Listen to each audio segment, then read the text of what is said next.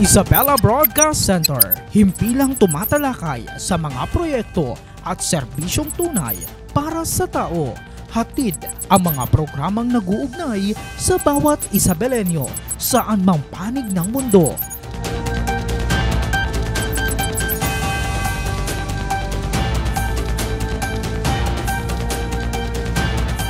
Delivering in-depth, trustworthy, and objective news. Dito ka, konektado. Magandang hapon, Isabela. Muli sumasa inyo ang programang Isabela. Connect ka dito. Kasama nyo pa rin ang resident broadcaster ng Provincial Government of Isabela, Ezekiel Kilang. Sa panibagong episode ng ating Isabela Connect ka dito program, makakasama natin ang ilan sa mga miyembro ng Sangguniang Palalawigan ng Isabela na patuloy na naglilingkod sa bayan. Sila ay mga lider na may dedikasyon at pagmamahal sa probinsya ho ng Isabela. Mula sa Distrito 3 ang atin hong panahuhin ngayong araw ho na ito at kukumustahin ho natin ang mga legislative agenda at programa ng dalawang kilalang board member. Ayan, sila board member at dati hong Congressman Jose Bentot Panganiban at si board member Ramon Juan Reyes. Ako pabatiin muna natin sila, no? Si board member Reyes muna. Board member, welcome ho sa Isabela Broadcast Center. Maraming salamat po. Magandang araw po sa atin. Mas lalo na po sa mga kasamahan po natin sa Distrito 3. Okay, maraming salamat. And Congressman, Congressman Jose Bentot Panganiban, welcome ho sa Isabela Broadcast Center ho. Thank you very much, Ezekiel, lalong-lalo na sa buong probinsya ng Isabela. Kinagagalak ko na maimbitahan kami ngayong hapon na ito, ngayong araw na ito para sa talakayan at dito sa magandang programa na Connect ka dito. Yes po. Anyway, thank you po sa inyong time, no, para kayo makasama ho natin. At simulan ho ngayong episode na ito, mga ka-Isabelenyo.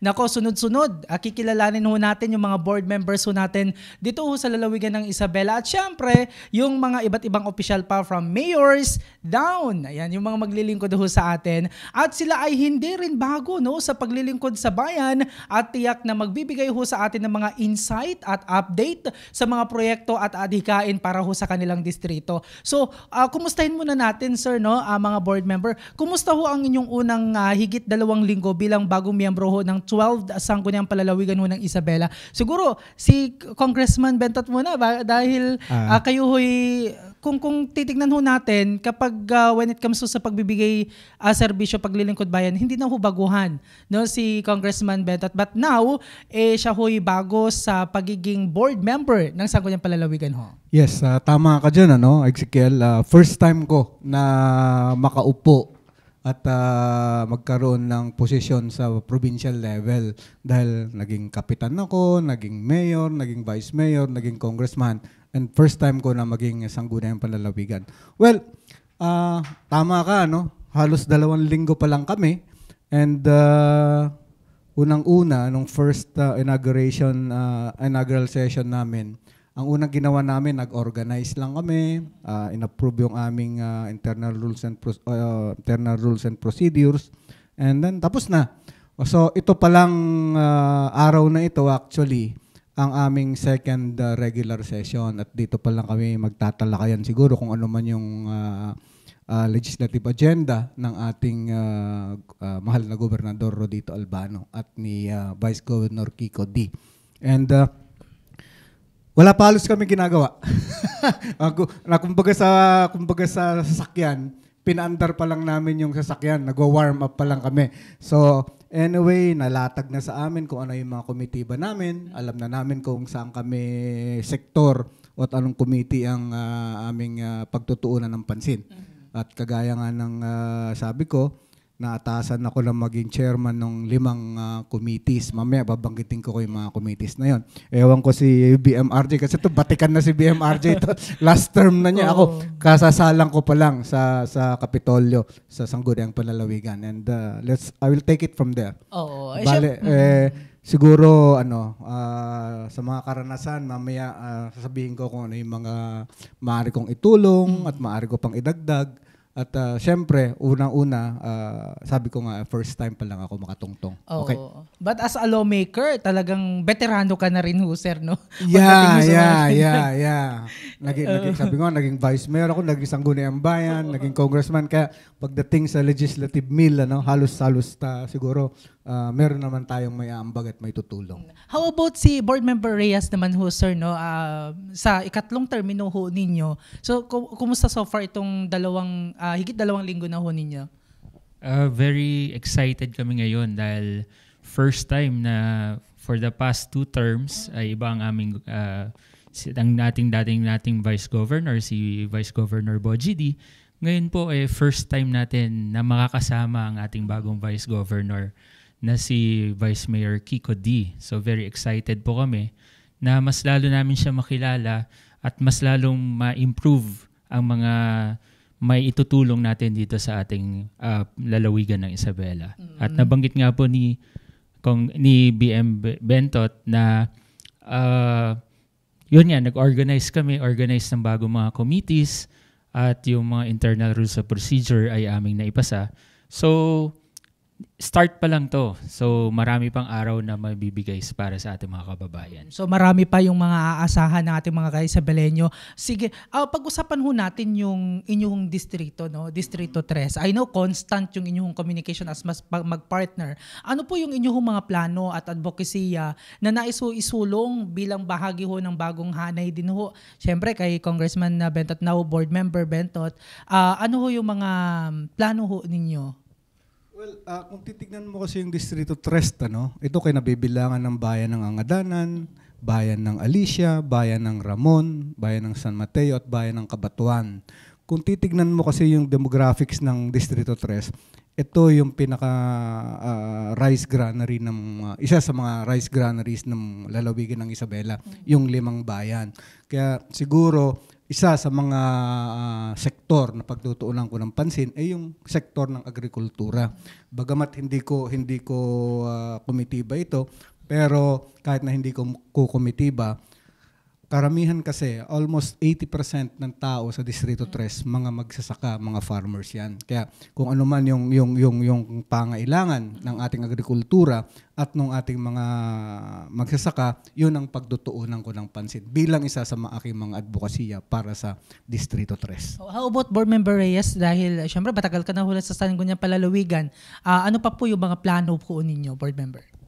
Actually, yun, maganda naman yung i-concentrate natin sa agriculture dahil yun nga, nabanggit nga ni Kong Bentot kung gaano kaimportante ang agriculture.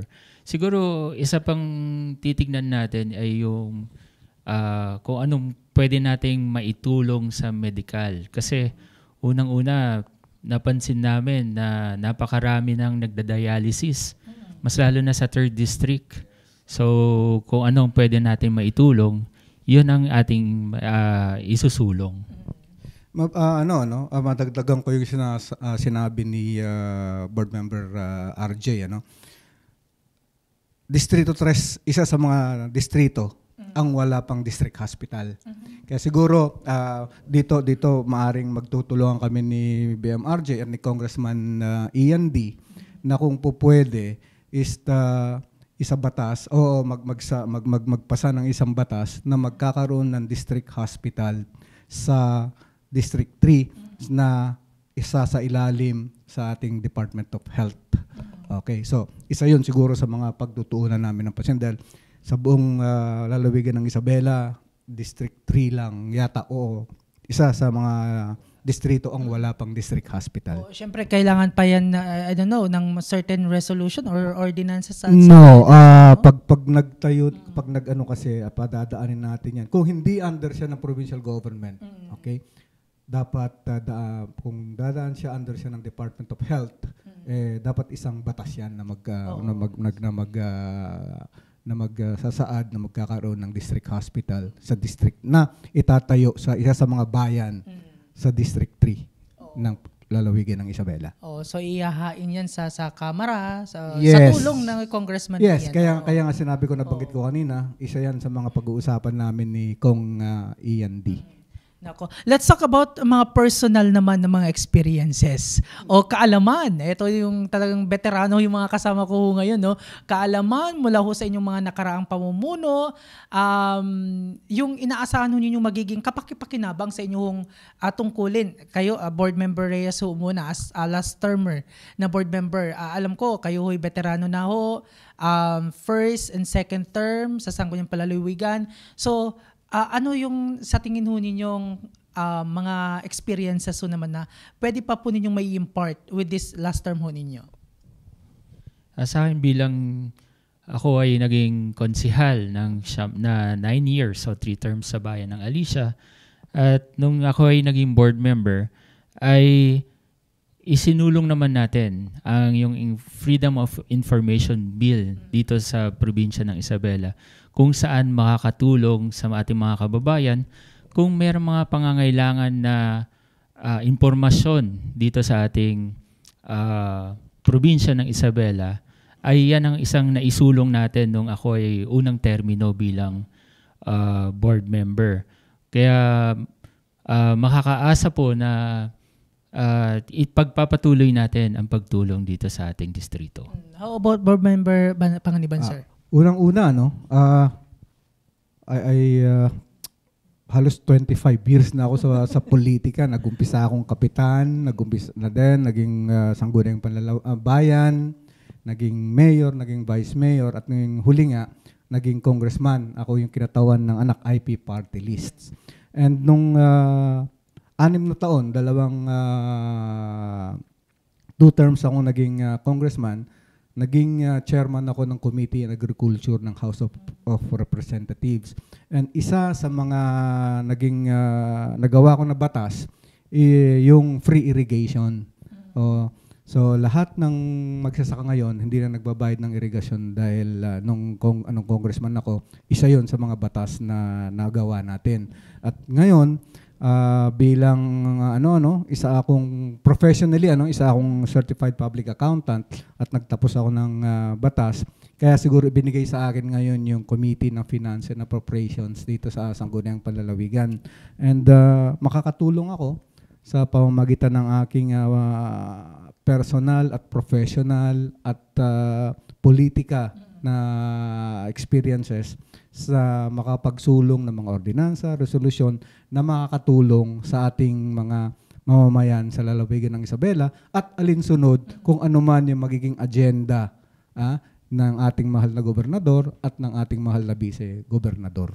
When it comes sa mga relationship ho naman, paano ho ninyo balak makipagtulungan sa mga kasalukuyang miyembro ho ng Sangguniang Palalawigan upang matupad ang mga layunin ho ng ating lalawigan? Kasi I know may kanya-kanya ho kayong distrito.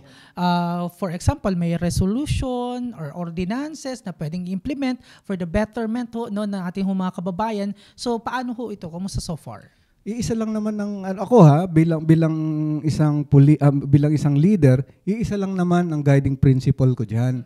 Ano ba yung makakatulong sa mamamayan at lalawigan ng Isabela? Kung makakatulong sa lalawigan ng Isabela, more than willing ako na makipag-cooperate sa mga kasamahan namin. Saka very dynamic ngayon ang Sangguniang Palalawigan. Merong senior citizen, merong middle at may mga bata. Kaya halos maganda yung relationship namin sa Sangguniang Palalawigan yan, sa 12 Sangguniang Palalawigan. At maganda dahil yung ating vice-gobernador bata pa rin, 'di ba? Kaya alam mo, magandang insight, magandang dynamics, magandang ang namin samahan sa Sangguniang Palalawigan. Kaya hindi ko nakikita na magkakaroon ng problema when it comes sa pagtutulungan, pag-collaboration sa bawat isa sa amin, kahit na taga isang distrito ka pa, basta ang importante is yung para sa mamamayan ng lalawigan ng Isabela. How about Board Member RJ, sir? Ganun din naman tayo. Kung ano ang pangangailangan, ang suporta na maibibigay natin sa ating Governor Rodito Albano at kay Vice Governor Kiko D, ay gagawin natin. Mas lalong-lalo na kung meron tayong makikitang mga kailangan gawin sa distrito, ay pwede natin banggitin sa ating governor, sa ating mga kasamahan, upang may isabatas para makatulong naman sa ating mga kababayan. Oo. Speaking of kung paano makipagtulungan, from legislative, no, sa pakikipagtulungan sa executive, syempre. So far, paano ho ninyo nakikita yung sarili ho ninyo para makipagtulungan sa kasalukuyang hong administrasyon? Kasi alam naman ho natin kapag sinasabi na executive, legislative, they are equal branch, no? So far, kumusta ho? Well, ano yan depende sa magiging executive, magkakaroon kasi ng ELA yung tinatawag na executive legislative agenda. Kung ano man yung agenda ng executive, kailangan ng mga polisiya, mga bagong ordinansa o kaya mga bagong resolution, nakahanda akong tumulong para sa anumang executive agenda ng ating mahal na Gobernador Rodito Albano. Kami naman, ako personally, wala naman akong nakikitang problema, sabi ko nga, kapag para sa lalawigan ng Isabela at para sa kahit na anumang distrito. Ang importante kasi para sa mga mamayan ng mga taga Isabela. Napakagandang programa nitong ng ating matagal ng programa ito, yung BRO. Talagang dapat pagtuunan ng pansin kung ano man ang pangangailangan, kung ano mang budget ang kailangan, dapat natin lagyan ng kaukulan at karampatang budget. Ako makikipagtulungan. About Board Member Reyes, sir. Ganun din naman tayo, 100% na tayo ay susuporta sa ating governor sa mga proyekto niya. Kung saan nakita naman natin na si Governor Rodito Albano ay napaka ganda ng kanyang ginagawa, masala na yung pagbibigay ng monthly allowance na bigas sa ating mga kababayan. Yan ay hindi pa nagawa ng ibang gobernador, kaya tayo ay 100% support sa ating governor. Yes po. Kanina na-itemize yung mga bayan under ho sa District 3. Sa gitna ho ng mga hamon na kinakaharap kung meron man ng mga lokal na pamahalaan ng mga LGUs under ho sa inyong jurisdiction, so paano ho ninyo titiyakin na manatiling makabuluhan at makatao ho ang mga polisiyang inyong ipapasa sa sangguniang palalawigan? Okay, napakagandang tanong yan. Kasi nga, nung nag-organize kami, nung inaugural session, isa sa mga napag-usapan namin ng 12 Sangguniang Panlalawigan ay ang pagkakaroon namin ng mobile session.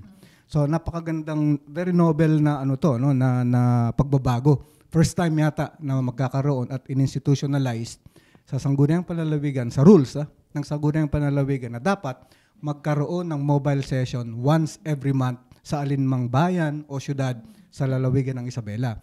Ang ibig sabihin nito, hindi lang magaganap dito sa Kapitolyo yung session namin.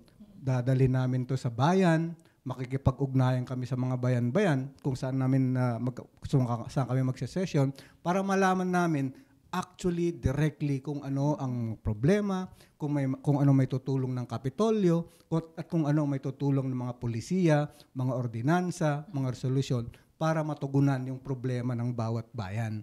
Importante kasi na bababa kami. Hindi na sila pupunta dito sa Kapitolyo para idulog sa amin yung problema. Yung mga sangguniang panlalawigan kasama si Vice Governor Kiko, bababa sa bawat bayan at doon magkakaroon ng session, magkakaroon ng ugnayan. Yun ang pinaka-importante, yung ugnayan ng Kapitolyo sa bawat bayan at bawat syudad sa loob ng lalawigan ng Isabela. Kasi sa pamamagitan ng ganyang ugnayan, okay, mapapadali yung proseso. Hindi na sila pupunta sa Kapitolyo, kami na yung bababa.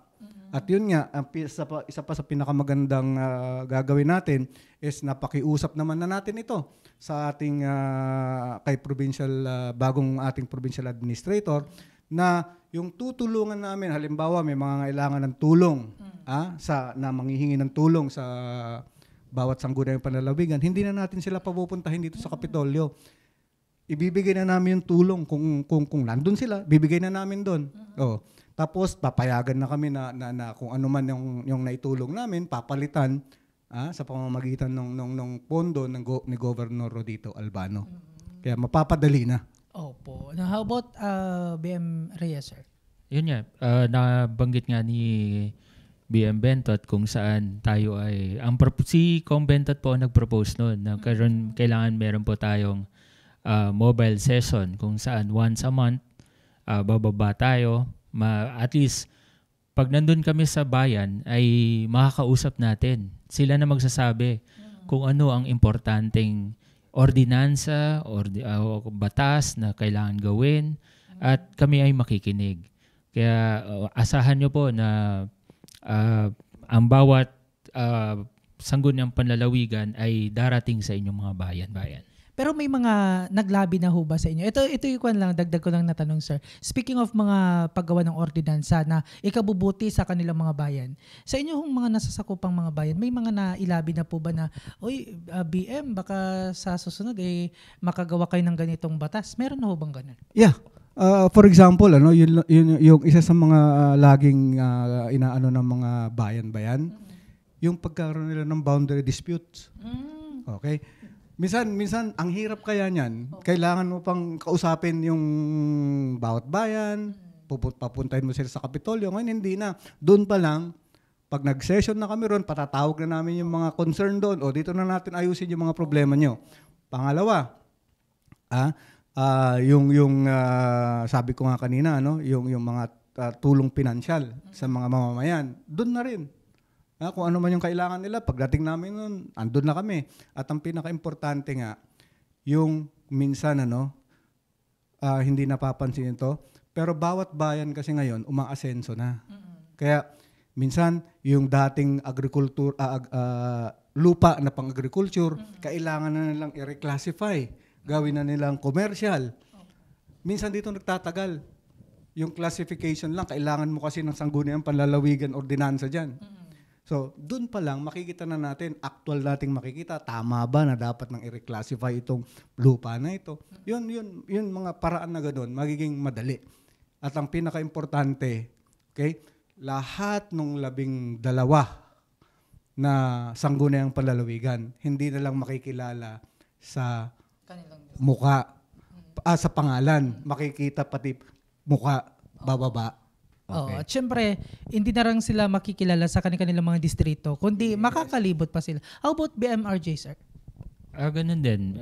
May mga lumalapit sa atin na actually humihingi ng tulong o kaya minsan yung iba nagpapatulong kung paano mapasemento ang kanilang mga kalsada. Kaya tayo ay pag naibanggit naman sa atin yon, tayo ay lumalapit at naibabanggit din naman natin sa mga kay governor o kung hindi kay governor kundi sa mga staff ni governor. Lalong-lalo na si RJ, BMRJ ang committee chairman ng Public Works and Highways Infrastructure. Kaya lahat sa kanya dadaan. Anyway, so importante kasi ito, kasi dapat alam mo, halimbawa kung anong concern mo, alam mo kung sinong sangguniang panlalawigan, yung may committee. Yung chairman ng committee, para siya na malapitan mo. Oo. Anyway, sige. Ano po yung pananaw ninyo sa papel naman ho ng kabataan? Let's talk about this. Yung papel ho ng kabataan, kababaihan, at sektor ho ng mga marginalized sa paggawa ng mga ordinansa at desisyon ho sa lalawigan. Board Member Reyes, sir. Sa atin naman kailangan makita natin na dapat meron tamang batas para sa ating mga kabataan at mga kababaihan tsaka mga marginalized sectors kung saan dapat mabigyan sila na yung tamang karapatan nila. Karapatan na sa mga kabataan, karapatan na mag-aral. Kaya nandyan yung bro scholarship natin kung saan nagbibigay tayo ng allowances para tuloy-tuloy ang ang kanilang pag-aaral dito sa ating lalawigan ng Isabela. Kaya napaka-importante na makita at mapakinggan natin ang mga boses ng ating mga iba't ibang sektor dito sa lalawigan ng Isabela. BM Panganiban, sir. Yes, alam mo, napaka-importanting sektor ngayon yung kabataan. Okay? Dahil nga, sabihin na natin na talagang, sa mga bata na kabataan na talaga yung pag-asa at saka iba na mag-isip ang mga kabataan ngayon. Talagang very, very active, lalo na sa social media, alam mo yun? So, kailangan natin na lang i-guide sila, okay, sa pamamagitan ng pulisiya, ng ating lalawigan, kung ano ba talaga ang para sa mga kabataan. Unang-una, nabanggit nga niya BMRJ, yung pag-aaral, education para sa mga kabataan, napaka-importante. At nandiyan naman yung ating program na nung si Vice Governor Boji D at Vice Governor Rodito Albano, inumpisahan na nila yan nung naging governor si Rod, tsaka naging Vice Governor si Boji, itinuloy hanggang ngayon. So, importante yon para magkaroon ng sustainable na tulong para sa edukasyon ng ating mga kabataan. Pangalawa, yung kababaihan. Okay? Kanya-kanyang, alam mo, may kanya-kanyang sektor kami sa Sangguniang Palalawigan. Kaya alam ko na yung sektor ng kababaihan hindi mapwedeng kalimutan. Okay? Ano pa, yung marginalized sectors, yung indigenous peoples, isa yan sa mga advocacy ko dahil nga nung ako naging congressman, yan ang aking represent sa Congress during the 16th and 17th Congress. Unfortunately, ngayon, wala kaming nakaupo na congressman sa party list ng mga indigenous people. Pero dito po sa lalawigan ng Isabela, titiyakin ko na hindi mawawalan ng karapatan ang ating mga indigenous peoples dahil andito ako, kung ano man ang pangangailangan nila sa ating sanggunian, lumapit lang sila at tutulungan ko ang ating mga indigenous peoples. Nako, kaabang-abang ho yung mga yan. Finally, since we have bagong miyembro ho ng Sangguniang Palalawigan ho ng Isabela and ikatlong termino, no? Congratulations kay BM Reyes na naabot ho itong ikatlong termino. Bilang bagong halal at na nalingkod bayan at pang-uling termino, no, sa Sangguniang Palalawigan, ano yung nais ho ninyong maging tatak o alaala ng inyong paglilingkod sa Isabela? Siguro si Board Member Reyes ho umuna, sir. Unang-una, gusto natin makilala na si Board Member RJ Reyes ay nandyan na handang tumulong, na nandito madalas kung saan tutulong tayo sa mga ating mga kababayan, mas lalo na sa nangangailangan.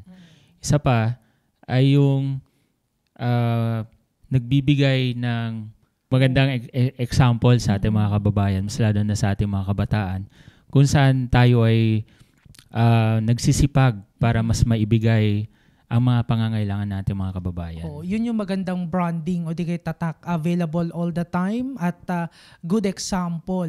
Naku, abot naman ho kayo sa bagong miyembro. Ito kasi yung malaking hamon kung paano ka tatatak. Kasi medyo matagal na wala ho sa larangan ho ng politics, no, si Congressman at daw Board Member Panganiban. Sir, ikaw naman, anong gusto mong tatak? Yeah, ako sabi ko nga napakasimple lang nung guiding principle ko sa paglilingkod.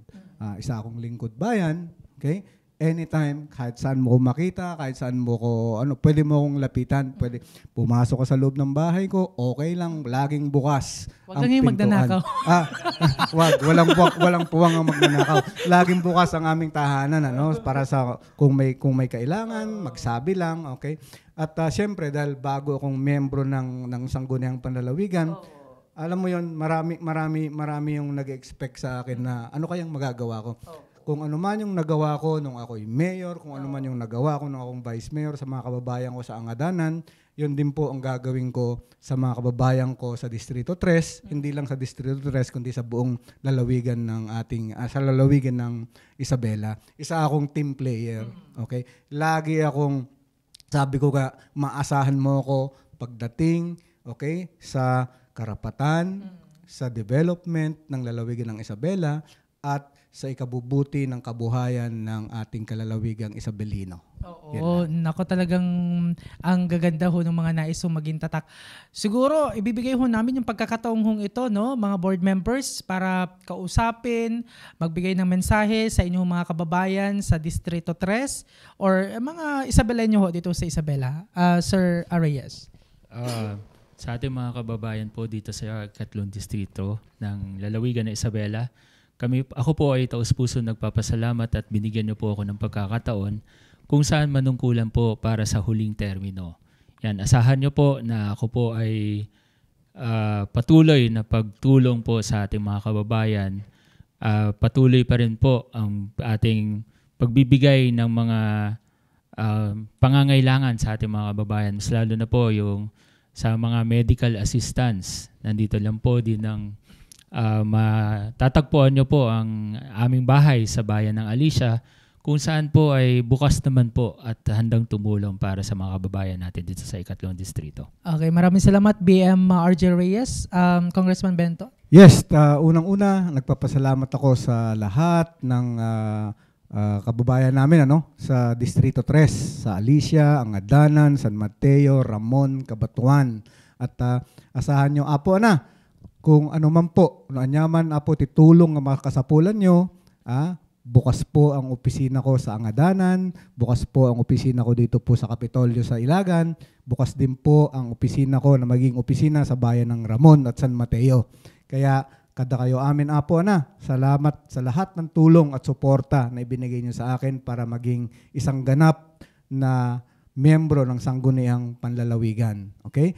Kagaya po ng sinasabi ko, nung nangangampanya pa lang ako, wala po kahit na wala kaming kalaban ni RJ noon, nangangampanya ako dahil sabi ko nga, gusto kong ipakita kung sino yung muka ni Bentot Panganiban, tapno amuyo, Apo, no sino tisingirin nyo. Okay? Kada kayo amin, agyamanak, naimbag nga aldaw, naimbag nga oras tayo amin, Apo. Okay, there you have it mga kaisabalenyo, ang dalawang veteranong board members all the way from District 3 of Isabela, Board Member RJ Reyes and Board Member Jose Bentot Panganiban. Maraming salamat sa lahat ng mga tumutok. Abangan ang susunod pang episode tuwing Martes at Biyernes yan sa parehong oras at parehong programa. Huwag din kalimutang i-like at i-follow ang ating Facebook page.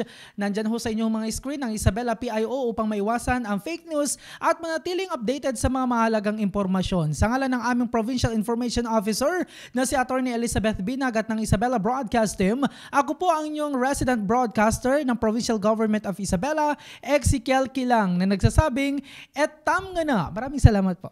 Thank you. Thank you. Thank you.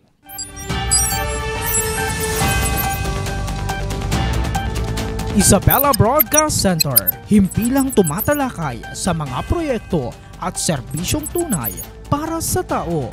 Hatid ang mga programang nag-uugnay sa bawat Isabelenyo saan mang panig ng mundo.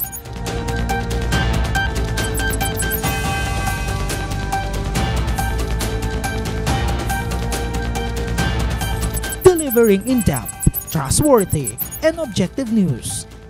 Dito ka konektado.